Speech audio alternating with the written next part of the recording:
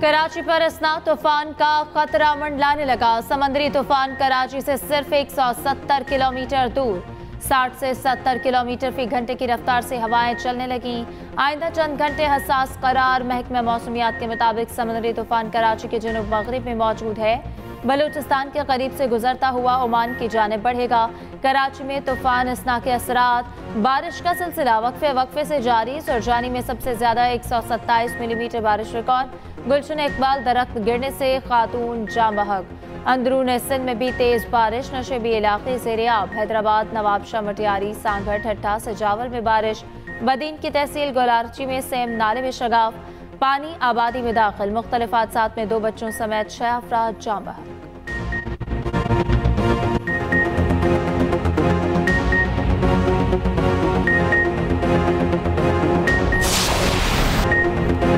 कुमराट में सैलाब से तबाही। सैकड़ों सियाह फंस गए। कुमराट रोड और 4 राब्ता पुल सैलाबी रैले में बह गए। कुमराट का जमीनी राब्ता मुनक़ता। 10 मकान, कई पन बिजली घर और मछली फार्म सैलाबी रैलों में बह गए। होटल्स को शदीद नुकसान पहुंचा। कुमराट, बटगोई टॉप और जहाज बांडा में सियाह फंस गए। रेस्क्यू करने के फुटेज सामने आ गई। तहसील चेयरमैन का कहना है कुमराट रोड की बहाली में 2-3 दिन लगेंगे। सयाहों की रिहाइश और खाने का बंदोबस्त किया जा रहा है। उधर दीरबाला के इलाके मैदान में मूसलाधार बारिश के बायस घर पर मट्टी का तोदा गिर गया।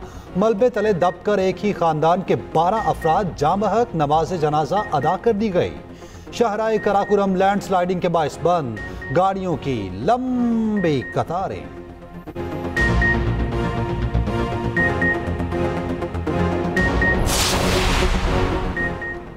बलोचिस्तान में तूफानी बारिशों से सैलाबी सूरत हाल। सूबे के 10 अजला सैलाब ज़दा करार। कलात, ज़ियारत, सोहबतपुर, लसपेला, वारान, कच्छी, जाफराबाद, औस्ता मोहम्मद, लोरालाई और चाही शामिल। लोरालाई में तुर्कैसी डैम के करीब नदी में सैलाबी रैला आबादी में दाखिल। एक घर में फंसे 7 अफराद को रेस्क्यू कर लिया गया। लोरालाई कोटपुर पे पानी घरों में दाखिल। लोगों ने रात खुले आसमान तले गुजारी। झलमक्सी में बारिशों से तबाही। मकानात की छतें मुनहदम। कोयटा के मुख्तलिफ इलाके भी बारिशों से बुरी तरह मुतासिर। बरसाती पानी के जोहड़ में गिरकर बच्चा जाँ बहक। उधर भिम्बर कोटली समेत आज़ाद कश्मीर में भी बारिश। जगह जगह लैंडस्लाइडिंग, सड़कें ब्लॉक।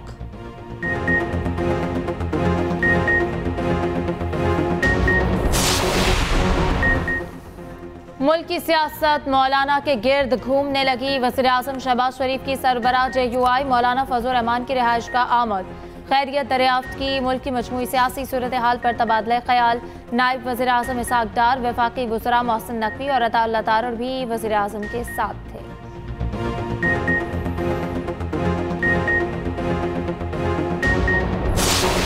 दहशतगर्द और बाज़ खारजी अनासर मिलकर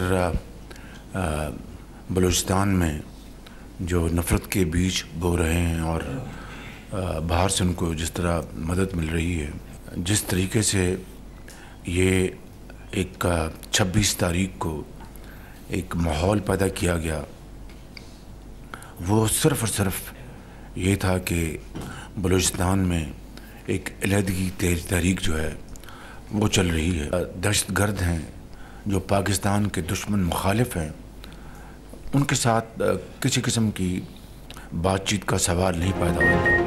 मुल्क दुश्मनों से किसी किस्म की बात नहीं होगी। दहशतगर्दों से मुज़ाकरात का सवाल ही पैदा नहीं होता। मुल्क दुश्मनों को निशाने इबरत बनाएंगे। वज़ीर-ए-आज़म शहबाज शरीफ ने वाज़ेह कर दिया। काबीना इजलास में गुफ्तगू करते हुए कहा, बलूचिस्तान में दहशतगर्दी की इंतहा कर दी गई। खारजी अनासिर बलूचिस्तान में नफरत के बीज बो रहे हैं। दहशतगर्दों को बैरून मुल्क से मदद मिल रही है। पाक अफवाज के साथ मिलकर दहशतगर्दों का खात्मा करेंगे। बलूचिस्तान के लोग मुहिब वतन हैं, चाहते हैं तरक्की का पहिया तेजी से चले। नौजवानों को वर्गलाने वालों को नाकामी होगी। नौजवानों को मेन स्ट्रीम में लाने के लिए हमें कोशिश करनी चाहिए।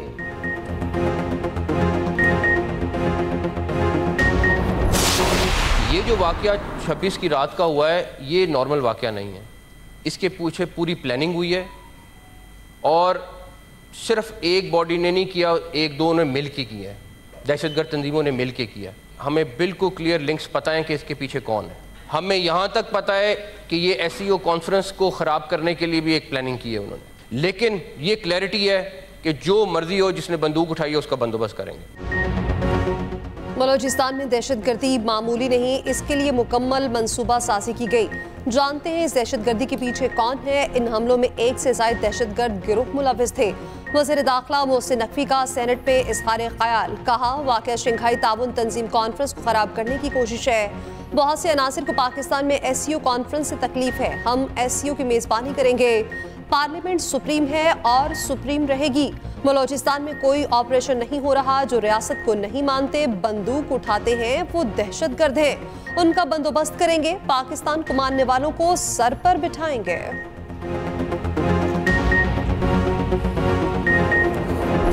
गवर्नमेंट्स, उनके दिल बड़े होने चाहिए और गवर्नमेंट्स न इंतकाम में बिलीव करती हैं न उनको करना चाहिए। वो एक जिम्मेदारी निभा रही होती हैं पाकिस्तान के अवाम की।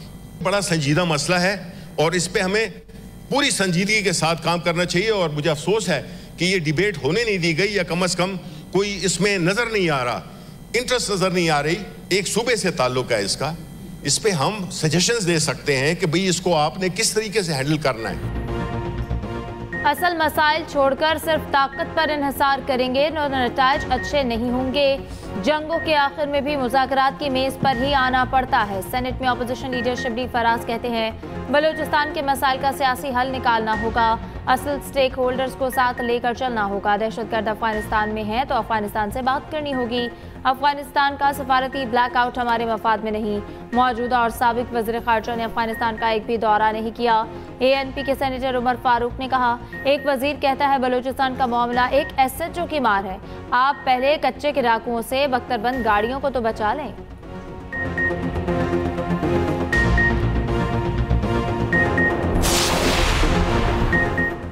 जो लोग बुरे वक्त में छोड़ गए उनके लिए पार्टी में कोई जगह नहीं, बानी PTI ने वाज़ेह कर दिया। अडियाला जेल पे सहाफ़ियों से गैर रस्मी गुफ्तगू करते हुए कहा, मुझे पता है बुरे वक्त में कौन कौन छोड़ कर गया।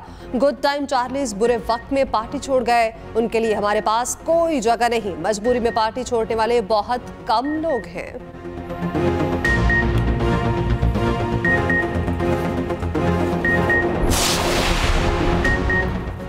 बानी PTI को NRO नहीं मिलेगा, इन्हें अदालत में अपनी बेगुनाही साबित करना होगी। वफाकी वज़ीर एहसन इकबाल का कौमी असम्बली में धुआंधार खिताब, कहा हमने बड़ी बहादुरी के साथ मुकदमात का सामना किया, इनको 5 स्टार सहूलियात मिली हुई हैं, फिर भी चीखें मारते हैं, ये अपना किया भुगत रहे हैं। दूसरों के लिए खोदी हुई कब्र में खुद गिरे हैं। हमने अमरीकी सेनेटर के पांव नहीं दबाए थे, बताएं किसके कहने पर 190 मिलियन पाउंड का गबन किया।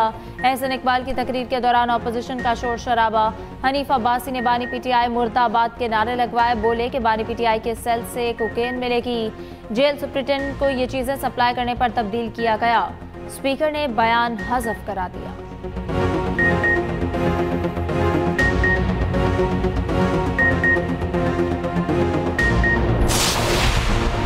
नवाज शरीफ और शहबाज शरीफ के लिए जेल में बूफे लगते थे। 45 लोग मुलाकात करते थे। NRO और लंदन प्लान के तहत आप इक्तदार में आए हैं। ये फॉर्म 47 की हुकूमत है। ऑपोजिशन लीडर उमर अयूब की मीडिया से गुफ्तगू, कहा हमने मुल्क के बहुत से अहम मामलात ऐवान में उठाए। एहसन इकबाल ने जवाब देने के बजाय बानी PTI पर अटैक किया। बैरिस्टर गोहर ने कहा तहरीक इंसाफ ने हमेशा आइन और कानून की बात की, बानी PTI ने कभी अपने सेल के बारे में नहीं बताया।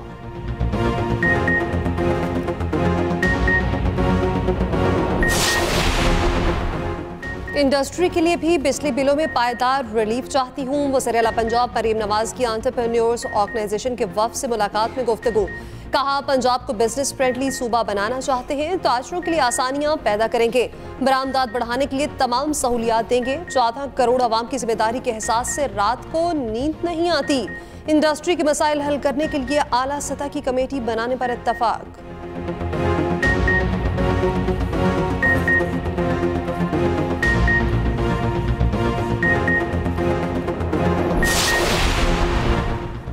पाक बांग्लादेश दूसरे टेस्ट में बारिश की एंट्री, पहले दिन का खेल मंसूख करना पड़ा। मूसलाधार बारिश के बायस टॉस भी ना हो सका। बांग्लादेश को 2 मैचों की सीरीज में 1-0 की बढ़तरी हासिल। दूसरी जानिब पाकिस्तान शाहीन्स और बांग्लादेश एक का तीसरा वनडे भी बारिश की नजर। मैच मंसूख कर दिया गया। सीरीज का एक मैच पाकिस्तान ने जीता, 2 बारिश की नजर हो गए।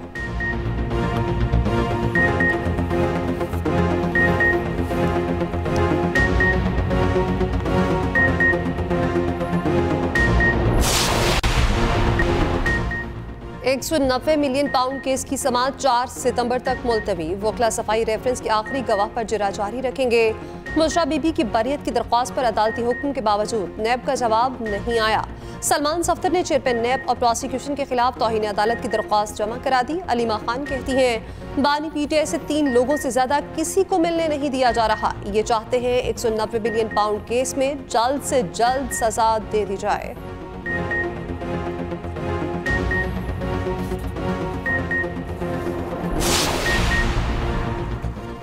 सिंध में हालिया बारिशों में हादसात ने 6 कीमती जानें ले ली। बारिश के बाद सबसे ज्यादा दबाव बदीन में आया। सीनियर वजीर सिंध शर्जील इनाम मेमन की न्यूज़ कॉन्फ्रेंस कहा कि बारिशों में इंतजामिया अलर्ट है। नकासी आप के लिए इंतजामिया मुतहरिक है। थर के कोयले से सस्ती तरीन बिजली बनना शुरू हो गई।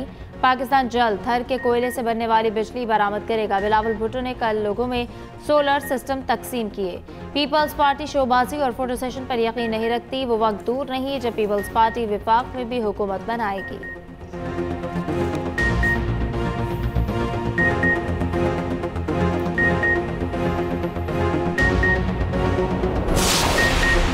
नौमे वाक़यात की तहकीकात KP काबीना का जुडिशल कमीशन के क़याम के लिए पेशावर हाई कोर्ट को दोबारा ख़त लिखने का फैसला। मुशीर इत्तलात बैरिस्टर सैफ कहते हैं काबीना ने फैसला किया है जुडिशल कमीशन के लिए चीफ जस्टिस को ख़त लिखा जाए। अगर हाई कोर्ट ने माजरत की तो हुकूमत इंक्वायरी कमीशन कायम करेगी। वज़ीर इत्तलात पंजाब आज़मा बुखारी कहती हैं KP हुकूमत का इंक्वायरी कमीशन बनाना मुज़ाहिका खेज़ है। खुद ही मुजरिम खुद ही मनसफ, इससे बड़ी बेशर्मी क्या हो सकती है।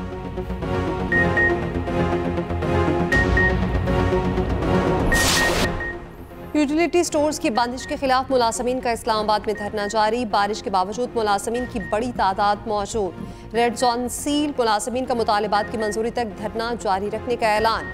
कहा पीर तक मुतालिबात मंजूर ना हुए तो डी चौक जाएंगे।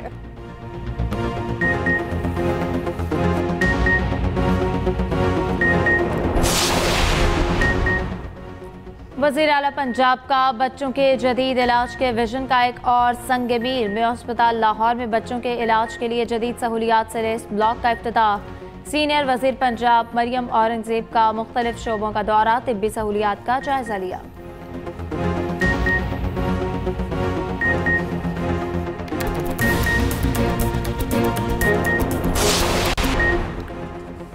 भारतीय वजीर खारजा जयशंकर कहते हैं कि पाकिस्तान से मुस्तकिल बातचीत का दौर खत्म हो चुका। मसला कश्मीर आर्टिकल 370 ने खत्म कर दिया है। सवाल ये है कि हम पाकिस्तान के साथ किस किस्म के ताल्लुकात रखना चाहते हैं। हम हाथ पर हाथ रखकर बैठे नहीं रहेंगे।